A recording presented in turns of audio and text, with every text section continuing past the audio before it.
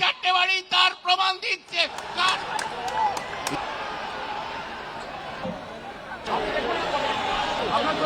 ভাই তাদের অভিনন্দন জানাই।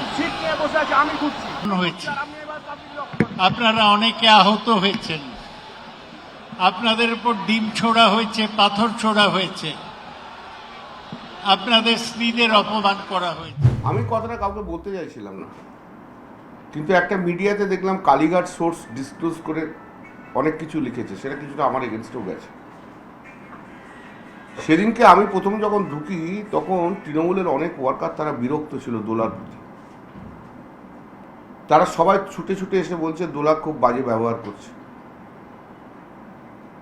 তো আমি বললাম ঠিক আছে, চিন্তা করিস না, আমি যাচ্ছি। আমি উপরে উঠে সবাইকে ঠিকঠাক করেছি।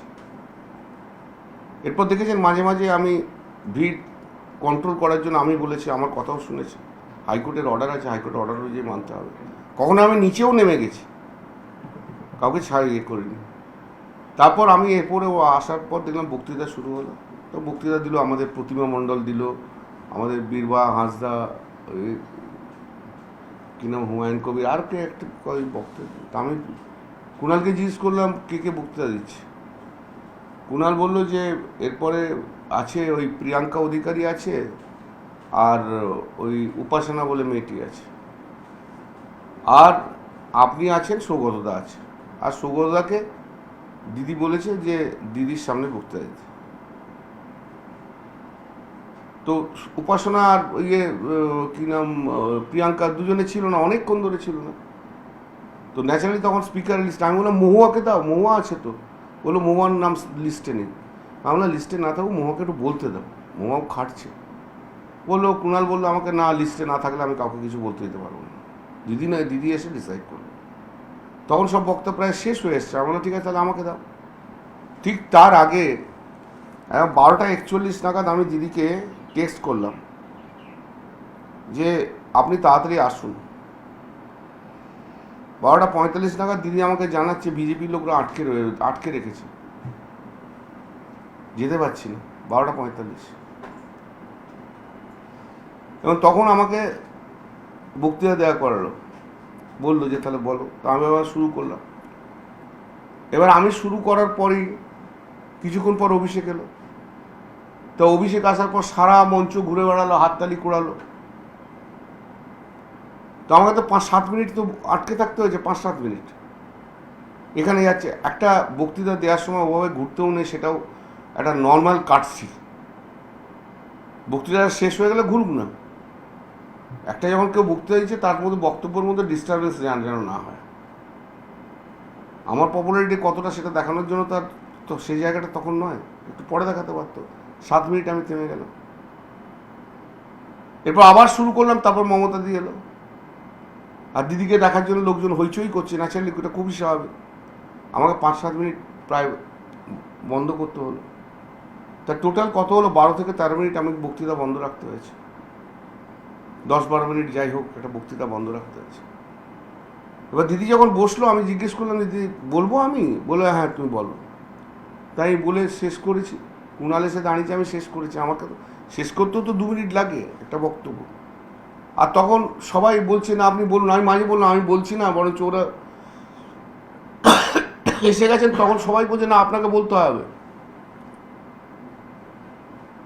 এবার আমি যখন নামছি তখন দিদি খুব অত্যন্ত অসম্মানজনকভাবে আমাকে বললো 1 ঘন্টার ওপর বক্তৃতা দিচ্ছ, ভীষণ অসম্মানজনকভাবে। তো আমি বললাম আমি আপনাকে এইসব কথা কে কানে দেয়? পাশে তখন অভিষেক আর শোভনদেব বসে রয়েছে। আমি উঠেছি 12:50-এ, এখন বাজে 1:10। 1 ঘন্টাটা হলো কোথায়? 1:10-12, তার মধ্যে 10 মিনিট ওখানে চলে গেছে। না আরো অনেক বক্তা আছে, আমার কেউ তো আমার বলেনি যে লিস্টে তো কারো বক্তার নাম আমাকে কোনাল তো বলেইনি, তাহলে তো তারাই দিতে পারত। এইরকম ভাবে পাবলিক হিউম্যানিটি তো ভালো লাগে না দিনের পর দিন। দিদিকে এও বলেছি যাদের আপনার যত নেতা আছে না এখানে, যাদের যাদের বক্তৃতা দিয়েছে তারা একটাও গত 2 মাস 2.5 মাসে যায়নি কোথাও। অভিষেক বন্দ্যোপাধ্যায় অত বড় লিডার, তো 2 মাস 2.5 মাস ঘুরলো না কেন? শোভনদেব চ্যাটার্জি অত বড় লিডার ঘুরল না কেন? দিদির কথায় যারা অত বড় বড় লোক তারা ঘুরল না কেন? আমি তো ঘুরেছি সমস্ত রিস্ক নিয়ে। এসব তো ওয়ার্কারদের যেখানে যেখানে বেশি রয়েছে সেখানে আমি যে তাদের সাহস জুগিয়েছি। এটা তো মানতে হবে একটা জায়গায় এসে। আর দিদি অত ঘন ঘন বিরক্ত হলে হবে না।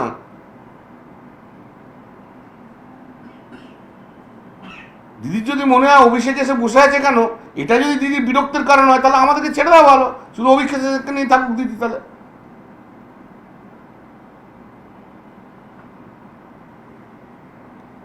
বাংলার কোটি কোটি মানুষ আর লক্ষ লক্ষ তৃণমূল কংগ্রেসের ওয়ার্কারের জন্য মমতা দি বাংলার নেত্রী হয়েছে। কোনো রক্তের সম্পর্কের লোকের জন্য মমতা দি বাংলার নেত্রী হননি। এবং সেই লড়াইয়ের দীর্ঘকালের সাথী আমি। ওখানে যারা ছিল তাদের মধ্যে শোভনদা আর আমি হচ্ছি ওল্ডেস্ট।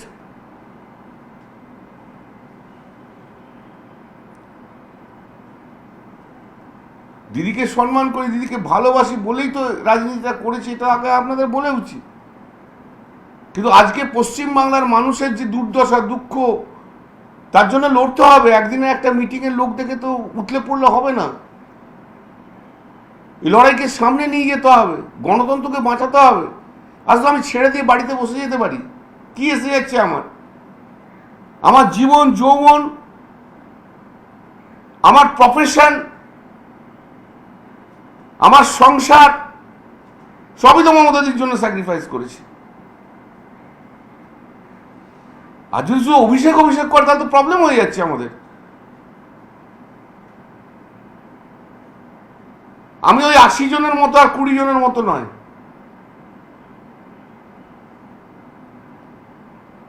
মানুষও আমাকে ভালোবাসে, এটুকু মেনে নিতে হবে সবাইকে। এটা কারোর কোনো হিংসার কারণ নেই। আমার জায়গায় চলে যাচ্ছে এটা যদি কেউ ভাবে তাহলে তার শেষ, এমনিতেই শেষ হয়ে যাচ্ছে।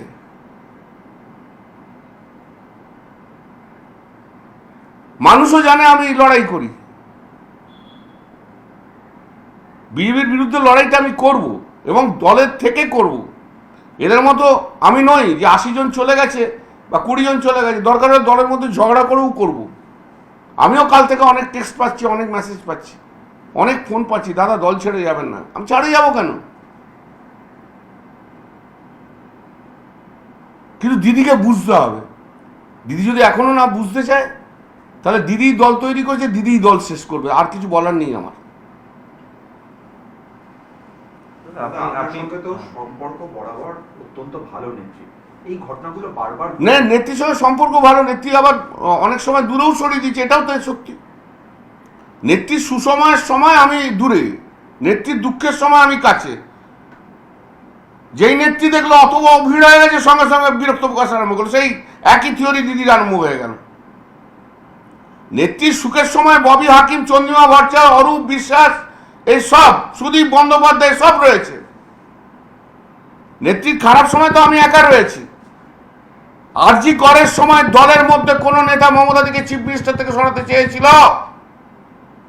এটা সত্য, এটা বাস্তব। সে বাস্তবকে যদি না মানতে হয়, সেদিনকে আমি আর কুণাল দিদির পাশে ছিলাম, আর কেউ ছিল না। যে সরাতে চেয়েছিল সে কি এখন আছে? আপনাদের সঙ্গেই আছে? সে তুমি ধরে নাও, যা আছে আছে, তুমি বুঝে নাও। সব কথা তো আমাকে বলতে হবে এমন তো কোনো কথা বলার নেই। যাদের যে চিফ মিনিস্টার হওয়ার শখ ছিল তারা। দলের ভেতরে কেউ কি আপনার বিরুদ্ধে নেত্রীর কাছে প্রতি মুহূর্তে কিছু বলছে? আমাকে খুব একটা লোকে পছন্দ করে না, আমি জানি। কিন্তু আর সমস্ত রাজনৈতিক দল আমাকে পছন্দ করে।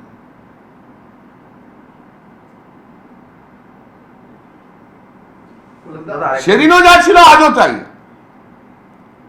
কেউ তো কানের মধ্যে গুঁজেছে 1 ঘন্টা বক্তৃতা দিচ্ছে, তারপরের মেসেজটা আমি দিদিকে যেটা করেছি মঞ্চ থেকে বেরিয়ে আপনাদের সেটা দেখাবো না। দ্যাট ইজ আর 1:15। তাহলে 12:45 মেসেজ করেছি, তার 5 মিনিট পর বসছি।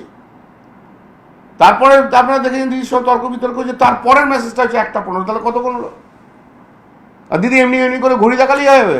1 ঘন্টা ধরে বলছি, 1 ঘন্টা ধরে বলছি, মেনে নেবো আমি। আমি দিদিকে ভালোবাসি, দিদিকে শ্রদ্ধা করি, দিদির জন্য সব কিছু করতে রাজি আছি, কিন্তু দিদিকেও রিজনেবল হতে হবে।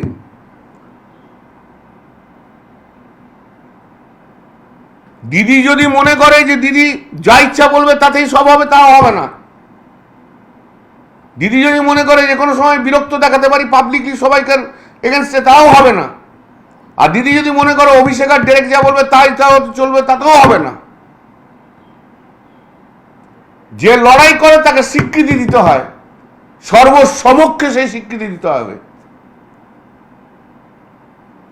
দাদা আপনি এইমাত্র বললেন যে আপনি দল প্রয়োজনে দলে থেকে ঝগড়া করবেন, যাই করবেন। এই তো ঝগড়া তো করছি আপনার সামনে দিয়ে। আপনি যে পয়েন্টটা তুললেন, এই পয়েন্টটাও কিন্তু যারা দল ছেড়ে চলে গেছে তারাও বলছে যে এই অভিষেকের জন্য। দল ছেড়ে গেল কেন? একসঙ্গে তো বলতে পারতো। 2022-এ আমি তো অভিষেকের বিরুদ্ধে বলেছিলাম, তখন এই 80 জন কোথায় ছিল? তখন তো অভিষেককে তেলিয়েছিল। 60 জন না 65 জন, এই 20 জন। একমাত্র কাকলি ছাড়া, আমি বলে দিচ্ছি আপনাকে, একমাত্র কাকলি ছাড়া সুখেন্দু শেখর রায় এটা প্ল্যান্টেড করেছিল যে চিফ হুইপ থেকে পদত্যাগ করাতে হবে 2022-এ, একমাত্র কাকলি ছাড়া। এটাও সত্য, কাকলি সেদিন আমার জন্য ছিল। কল্যাণদা, আপনি যে যে কথাগুলো বললেন অত্যন্ত গুরুত্বপূর্ণ এবং সিরিয়াস, তার কারণ রাজ্যে প্রধান বিরোধী দল তৃণমূল কংগ্রেস, নেত্রী মমতা বন্দ্যোপাধ্যায়, তিনি যদি তার ধারণা, তার মত, তার চলার পথ না বদলান, তাহলে রাজ্যের রাজনীতি কোথায় গিয়ে দাঁড়াবে সেটা আমি জানি না, আগামী দিন মানুষ বিচার করবে। আমাকে একজন কি বলেছে জানেন? আমি হরিণঘাটার দিয়ে যাচ্ছিলাম সেদিনকে, I was attacked by the BJP on that day. Alone I was there. একজন ভদ্রমহিলা এসে কি বলেছে জানেন? জানার মানুষ, দিদিকে বেরোতে বলুন, দিদিকে ঘুরতে বলুন, না তো আমরা সাহস পাচ্ছি না। অভিষেক ব্যানার্জি কি করছে? শুধু নিজের বাড়ি আর কালীঘাট করলে তো হবে না, বেরোতে হবে ভাই।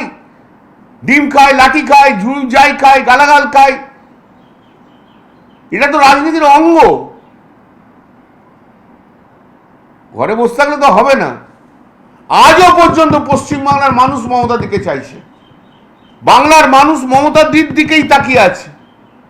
মমতা দিদির জন্য লড়াই করতে আমি প্রস্তুত আছি, কিন্তু দিদিকেও বুঝতে হবে বাস্তবটা কি।